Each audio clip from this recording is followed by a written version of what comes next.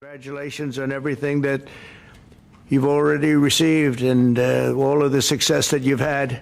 We're pleased to be joined by Steve's mother, Lois. Where's Lois? Lois, you look like a young woman. I can't believe it. His sons, Zach and Alex, my friends also, by the way. Zach, Alex, thank you, fellas. His girlfriend, Lauren, who's a great golfer, I have to tell you, top of the line. And her daughter. Hi, Finley, how are you? Finley, her daughter. And his brother, Robert. Robert, you're much better looking than Steve. And his sisters, Amy and Susie. Thank you. Thank you both. His daughter-in-law, Sophie.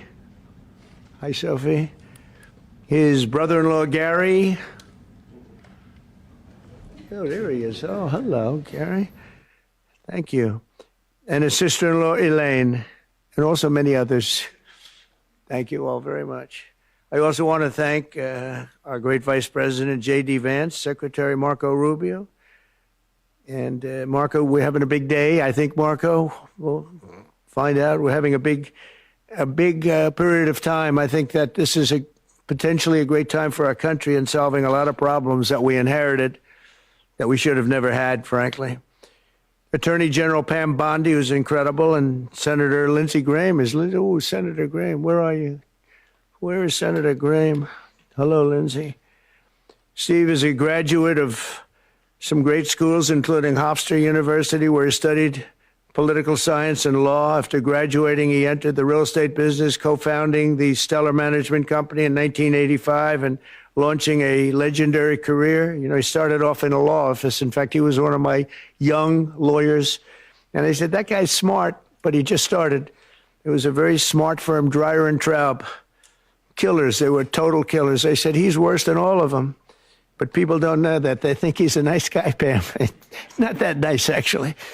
But he is something. Steve quickly established himself as one of the toughest, smartest, and best negotiators in the business. And 1997, he founded the Witkoff Group, which now owns dozens of the most beautiful and iconic properties in the entire world. He's owned some incredible properties. As a businessman, he's admired and respected by all. And now Steve is putting his talents to work for America as special envoy to the United States and making a lot of progress. Our country is blessed to have a negotiator of such skill and experience who really selflessly steps up to the plate, puts himself forward all the time.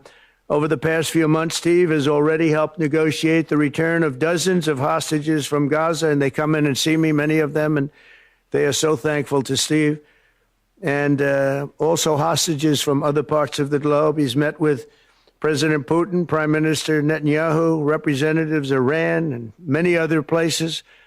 He is meeting with people that he never really thought he'd ever meet just a few months ago. And he's figuring it out. It takes him about an hour to figure it out. After that, he's brutal. He does a great job. He's working tirelessly to end bloody and destructive conflicts, and one in particular with Russia and Ukraine, and where you're losing 5,000 young people a week on average, Ukrainian soldiers, Russian soldiers, and people in towns and villages that are being killed. We want to bring it to an end, and we're working. Steve is in the Middle East, where I think we're having some very good success, and you'll be hearing about it as we go. We had tremendous success over the last month, and we're taking the word of the Houthis, but they didn't want any more, and I understand that. And they have decided that they don't want to do this anymore. So I'm proud to have him as a friend. Steve's a very fantastic guy. I picked him out of a lot of people. I had a lot of choices. But I said, we need somebody with two things, a great personality and somebody that could negotiate. And he's got both of them in spades. He's also really smart. So I want to thank everybody for being here. And I want to, very, very importantly, I want to say to Marco Rubio that you're swearing in a very important person.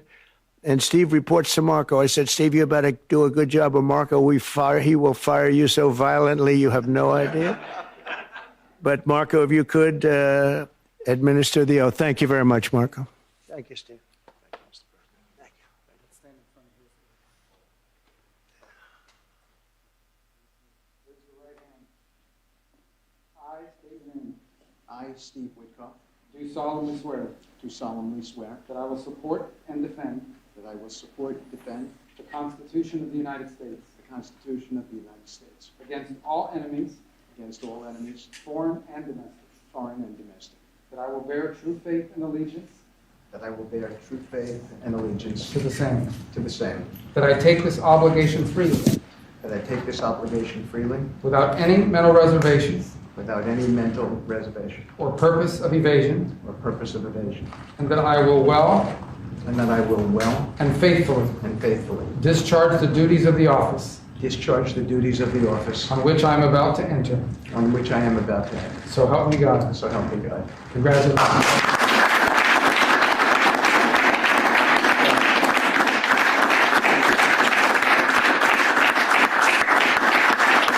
Do you have any, good job. Thank you, Marco.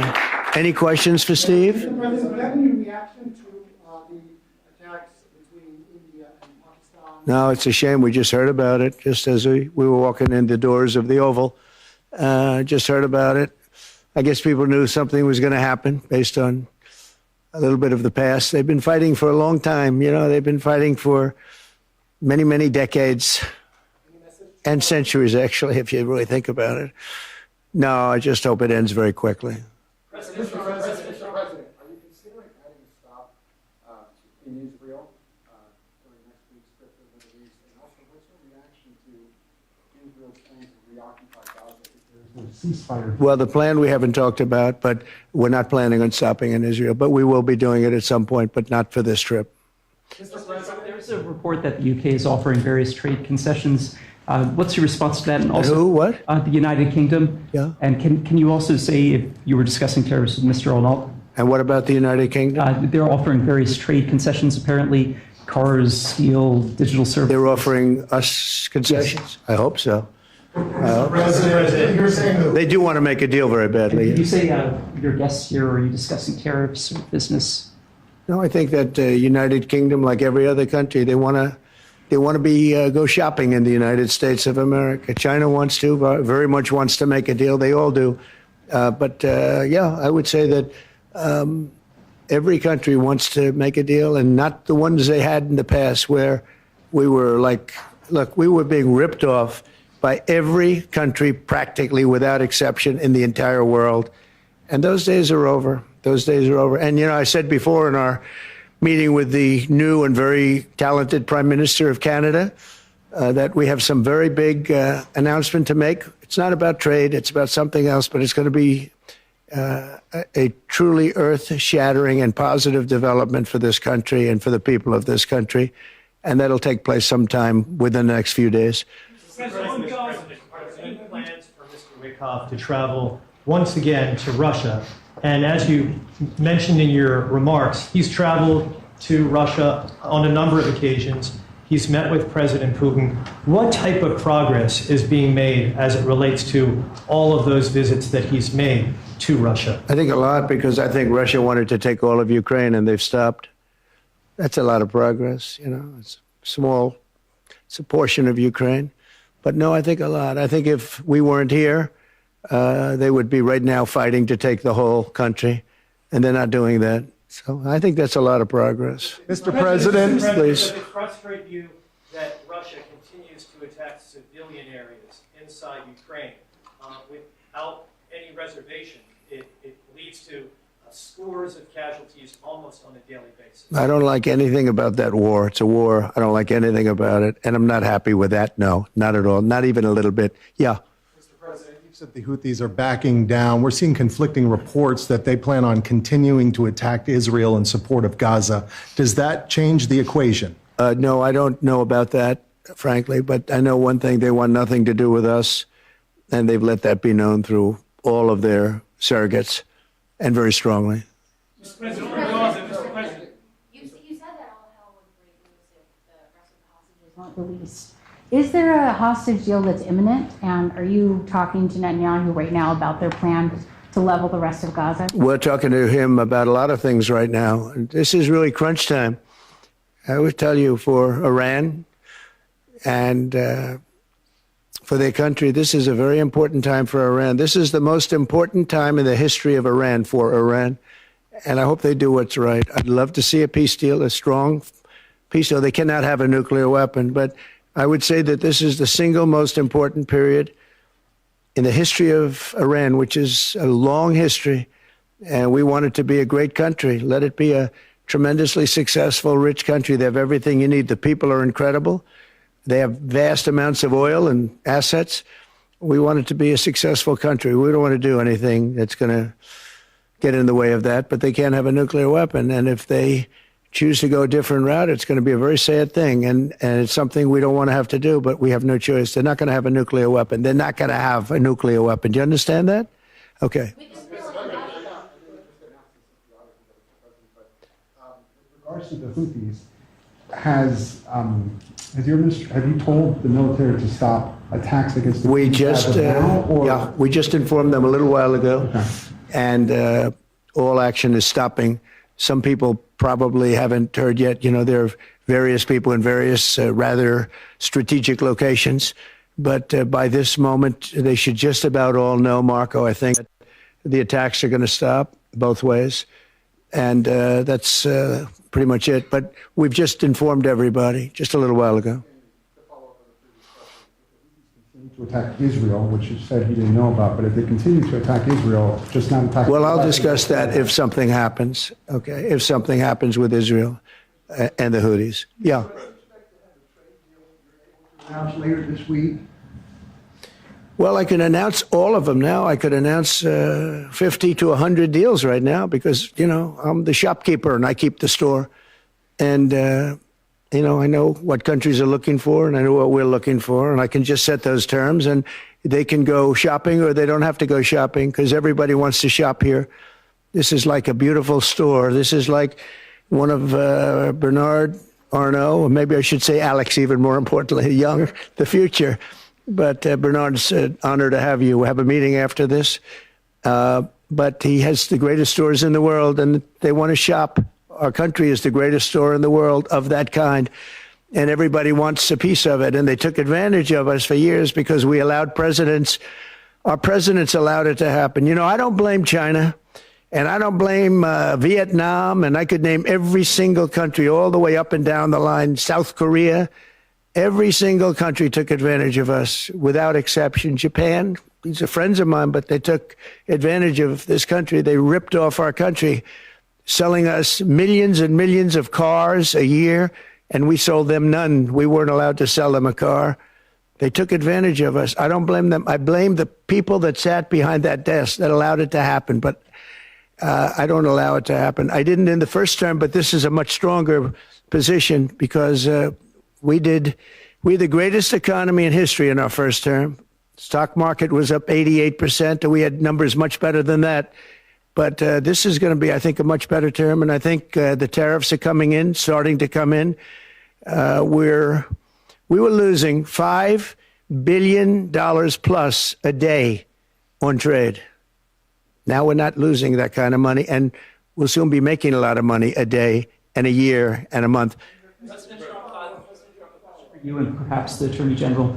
The Justice Department recently received a criminal referral against New York Attorney General Tish James for fraud. We haven't heard much about it.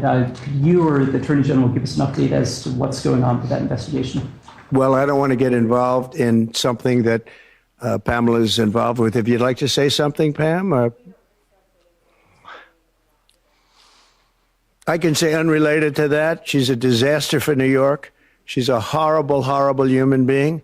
And I think she's a total crook. There's no question about it. But that's just my opinion. Pam's going to have to do what she wants. She's a very bad person. She's a very, very bad person who campaigned solely on, I'm going to get Donald Trump over and over again. She's a sick person. But that's has nothing to do with what Pam does. Pam is going to do what's right. She always does. I've known her a long time. Yeah, go ahead, behind you. Thank you. On Gaza, you said there's been progress in the Middle East. But at the moment, as a colleague said, Israel, Netanyahu is saying he now wants to conquer Gaza. Is there any prospect of any movement on that? Are you happy with what Netanyahu Well, we've is gone doing? very slowly because we want to try and get as many hostages saved as possible, and we've done a good job in that regard. To 2 weeks ago, I had 10 hostages come in, and they thanked me profusely. And I said, you have nothing to thank me about. What they went through is incredible. They lived in a pipe. You know, they keep hearing about caves. It was a pipe, 3.5 feet high. And they didn't know if they were going to breathe. They didn't know if they were going to live to the next day. They lived like hell. I couldn't believe the stories I was hearing. And they weren't grandstanding. These were people that were seriously mistreated. One was in for 512 days. One was in for 361, I guess, days. And one was in for a shorter period of time. The stories were unbelievable. I said, how many people are left? How many are left? They said, 59. I said, oh, wow, that's more than I thought. They said, well, only 24 are living, but now it's 21. That was a week ago. Now it's 21 are living. And these are young people. These are young people don't die. Old people die. Young people don't die under these conditions. So of the 59 people, and they said 59, and I said, really? But they said only 24 are living. And I now correct, I say 21, because as of today, it's 21. 3 have died. So this is a terrible situation. We're trying to get the hostages out. We've gotten a lot of them out. As the expression goes, there's 21 plus a lot of dead bodies. You know, parents came up to me on numerous occasions, but a couple in particular, they came up to me 2 weeks ago and they said, please, sir, my son is dead. Please get us back his body. They wanted his body. He's dead. They know he's dead. They wanted his body as much as you would want the boy if he was alive. It's a very sad thing. Thank you very much, everybody. Thank you.